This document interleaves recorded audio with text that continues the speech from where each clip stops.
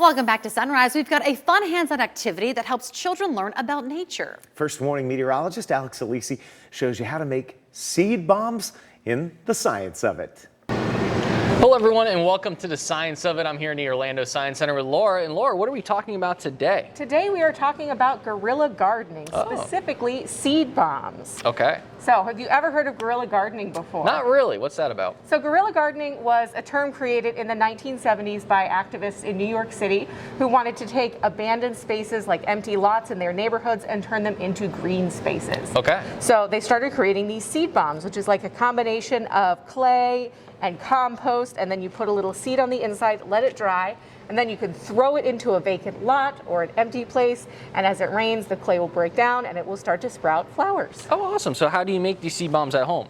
So at home you can get a little bit of potting soil, you can get specific seed bomb clay, it's red clay powder, Okay. A little bit of compost, and then native seeds for your region. You definitely want to make sure that you're getting native seeds. We don't want to start sprouting invasive plants everywhere. Okay, so it's important you know which seeds you're throwing in your seed bombs. Correct, yes. Okay. You definitely want to know what you're planting out there. Gotcha. So we've mixed it together to create this substrate. So what you do, we've got a couple examples here for size. So you're going to pinch off a small amount of the mixture.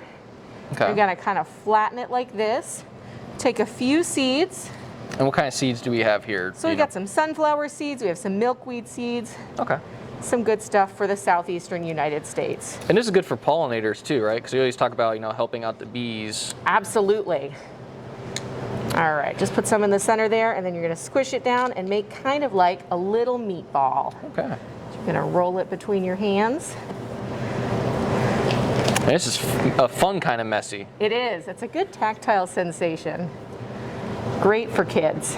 Now, we want to make sure that we are doing this in places that you do have the ability to garden in. Guerrilla gardening is called that because these people didn't have a legal right to garden in those spaces. Okay. So I'm not advocating that you go out into neighborhoods that aren't your own and start planting things. Okay. This is just a fun way to learn about the history of the movement of guerrilla gardening and get your hands messy at the same time. Perfect. So you can do this in your own yard. Absolutely. Okay. You can give it out as gifts as well. So Laura, if someone wanted to do this more at home or find out more information, what can they do? So there are some really cool articles online, there are YouTube videos, and of course you can always stop by the Hive for hands-on activities like these. Oh, so they do some sort of stuff like this in the Orlando Science Center? Absolutely, yes. This is an activity that we've run as a pop-up throughout the museum, and we are going to be running during Great Outdoors Weekend. Awesome. All right. Well, Laura, thank you so much, and thank you for joining us here on the Science of It.